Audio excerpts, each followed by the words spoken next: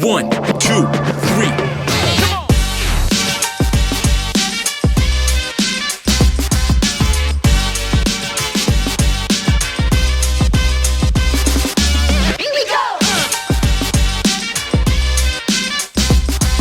Hello and welcome to the 6th edition of the Bulldog Newscast. This past Monday, the Leo Club put on a Pajama Day fundraiser. They raised a total of $602. K through 6 started their pie fundraiser this week. They're selling $10 gift cards from local businesses. Be sure to support them. Now out to sports.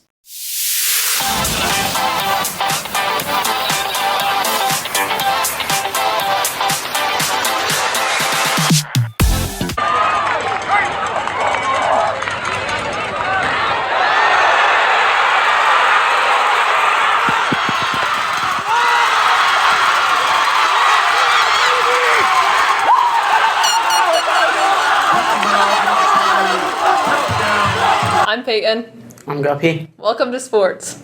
2 weekends ago, the cross-country boys brought home the first state champions, defeating Mount Gilead.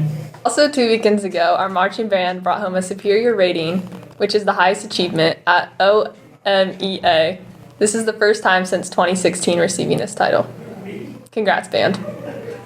Last Friday, the Dogs beat Cary in the regional semis. Tonight, the Dogs play at Donnell Stadium against the Bluffton Pirates again. Now out to weather with Zane. Hello and welcome to weather. Today you can expect some rain with a high of 58 and a low of 39. Tomorrow there will be sunny skies with a high of 47 and a low of 31. On Sunday there will be sunny skies with a high of 50 and a low of 31. Now to reviews with Zach and Loudon. Hi, and welcome back to Reviews. I'm Loudon. And I'm Zach. On this week's episode, we will be reviewing our Week 14 opponent, the Bluffton Pirates. The Bluffton school colors are red and black. Their mascot is the Pirates, as you can see here. The Pirates are coached by Jeff Richards. Bluffton has a record of 12-1, and their one loss was to us, the Grove Bulldogs, Week 10. Bluffton sits about 15 minutes away from us. Today, their school lunch is turkey, mashed potatoes, stuffing, green beans, fruit, and milk. Bluffton has many light displays throughout its town. One in particular is a family that has a light display in front of their house every year. My final rating for Bluffton is a 1.27. There's no context needed. But I do respect the Christmas spirit. I rate them at 3.2478 because they have two very good golf courses.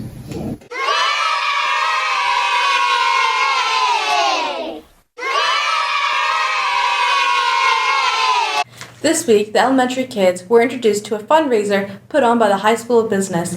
Here is a short clip explaining it. Yesterday afternoon, we kicked off our pie fundraiser for our K through 6 students. What we are doing this year is we are selling $10 gift cards to local businesses. The benefit is that the community gets supported, our local businesses get supported, and makes a great Christmas gift. The businesses are selling these at a discount to the school so that we get to keep 100% of the profit. So we got the kids pumped up to go out and sell yesterday. The best way to go out and sell, if you can talk to relatives, aunts, uncles, friends, neighbors, people that you know. You could also put it on your Facebook, your Twitter, take it to work, help support these local businesses, help support the students. These funds go towards things such as our trip to the Shannon Theater at Christmas time, year-end trips to COSI and Sodders Village, and field trips like that. We also buy supplemental material for our classrooms, such as phonics material, flexible seating, study island, some of the things that the students might not think are so fun, but the teachers request to help us out. So if you can help us out by helping your students sell these gift cards, support the local businesses, and make great Christmas gifts, we would appreciate it. These gift cards for local businesses are only $10 and can be used at businesses that your parents already buy from. See an elementary student to buy. Last Saturday was Veterans Day. Columbus Grove held different activities to bring attention to our local veterans. Our Leo Club raised $600 for our local VFW, and additionally, Last week, each morning, we had a military guest come in and say the Pledge of Allegiance. Here is a reaction from a local veteran. I am honored to do this for Columbus Grove. I live in the community, and this is our next generation, and they need to know what the Pledge of Allegiance means. Our very own Ryan Hardiman had a chance to interview Justin Leahy, a former alum and Marine, to ask his opinion over the POW MIA chair that was installed in the end zone of the Clymer Stadium. This video also includes a local perspective from Brian Wolverton, current commander of the VFW. Please enjoy this video and remember to thank our veterans for their great service to our country. That's it for us Bulldogs. Have a great Thanksgiving break and good luck to the football team tonight as they take on the Bluffton Pirates. The theme for tonight is Bulldog Spirit. And enjoy the video. Hello Bulldogs. In just a few moments, you're going to see a video regarding a special chair at Clymer Stadium that was dedicated earlier this fall. This chair represents the thousands of American soldiers who are labeled as missing in action or prisoners of war in their service to our country. Current VFW Commander Brian Wolverton first shares what this chair represents to him and his fellow veterans who have bravely served our country. Following Mr. Wolverton's remarks, the Bulldogs Newscast conducted an interview with 1988 Columbus Grove alumnus Justin Leahy, a decorated war hero who now works full-time in retirement for History Flight, the world's most successful MIA search and recovery organization. Listen to how Mr. Leahy's current work is bringing honor to the many families of our country's missing in action soldiers. WMIA chair that sits in front of the flagpole at the football stadium is important to me because it represents the 81,000 veterans who are still not accounted for. As I stand in front of that chair, I am reminded of those who sacrificed a lot for their country. I think about their families and what they went through or are still going through, not knowing where their soldiers are. The words, "You are not forgotten," gives me hope that one day they will all be brought home. As long as that chair sits there, I will not forget, and I hope our community doesn't either. I grew up in Columbus Grove, born 1970, right there on 105 West Pendleton Street. So graduated there at CGHS in 1988 and went on to a 31 career in the U.S. Marine Corps. Columbus Grove has a very rich and storied military history dating all the way back prior to the Revolutionary War of contributions in every major engagement that the United States has been in since even before 1775, even before we were Columbus Grove. There were people living in that region that were off to fight the French and Indian Wars in the 1750s. I don't know, 2017, 2018, somewhere around that time thing, and kind of went into the private sector doing business for myself. And it's been very lucrative, and it's been actually a kind of a godsend that was out here of when you go through life and you're lucky to do a couple of things that I've got to do. After leaving Columbus Grove, you kind of out of high school like everybody else is, Ryan. You know, you're looking for your place in the world. People are going to go to college, or they're going to work the farm, or they're going to go to a trade, or they're going to do something. And I went in the Marines. And that turned out to be one of the best decisions of my life. But by the time that I was in the Marines for about 6 years, I had already been to 30 countries in the world. I had gained rank rather quickly. I was really blessed to have trade type skills.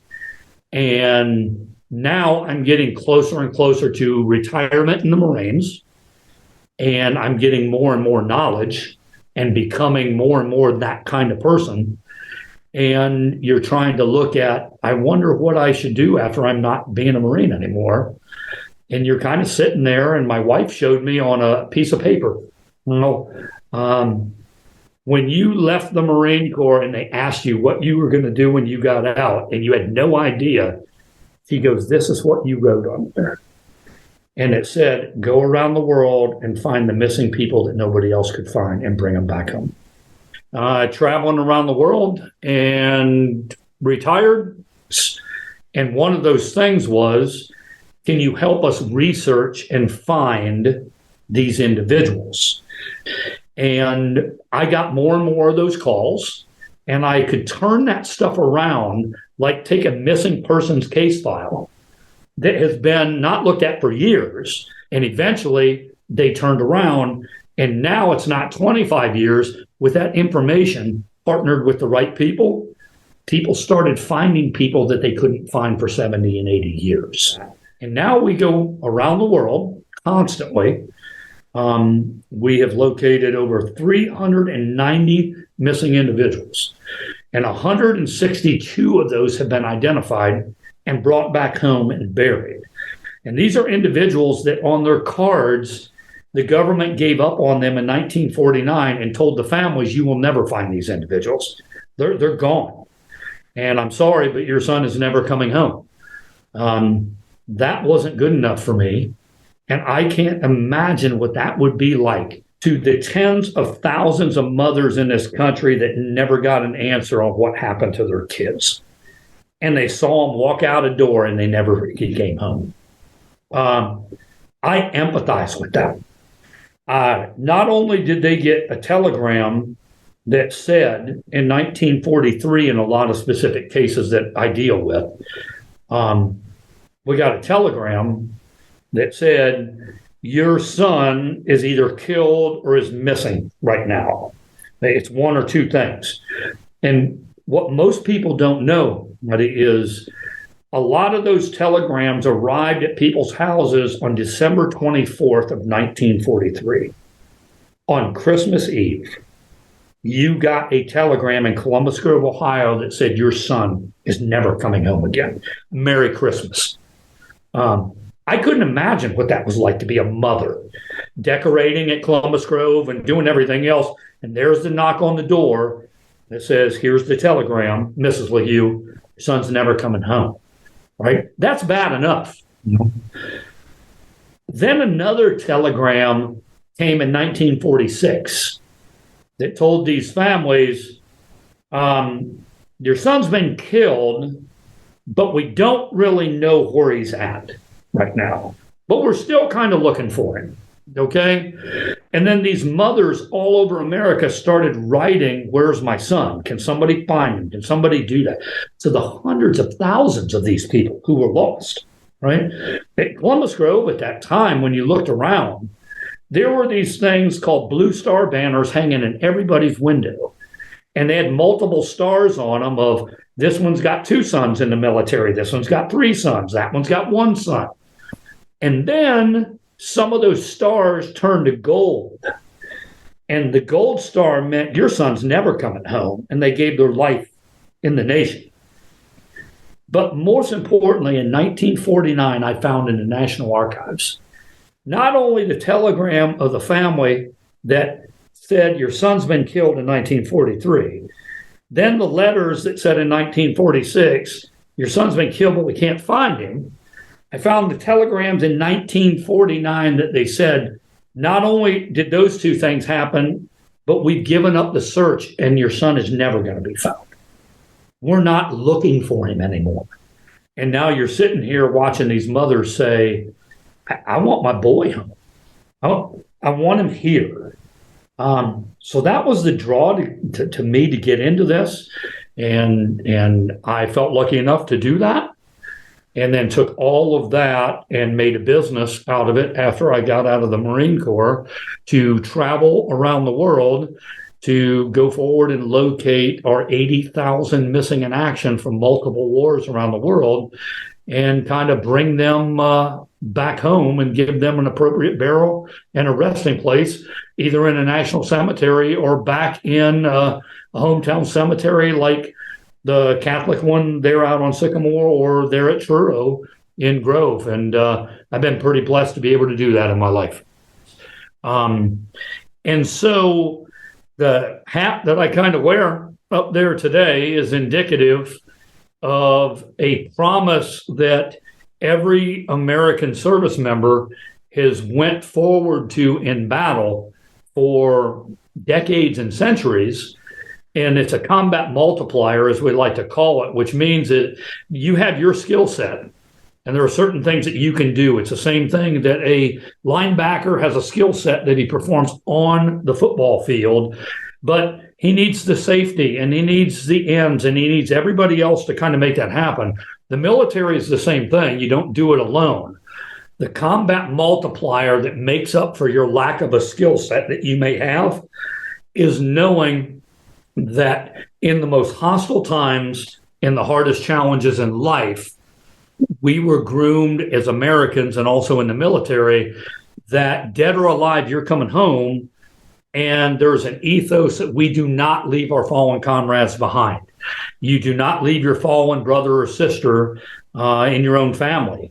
And you can relate that to right there with anyone growing up in Columbus Grove. And the family members that you have is, from the outside, they may look quirky to people, but they're your family. You know, that's your crazy uncle, or that's whatever that's here. But no matter what they're doing, you still love them, and you will protect them because they're your family.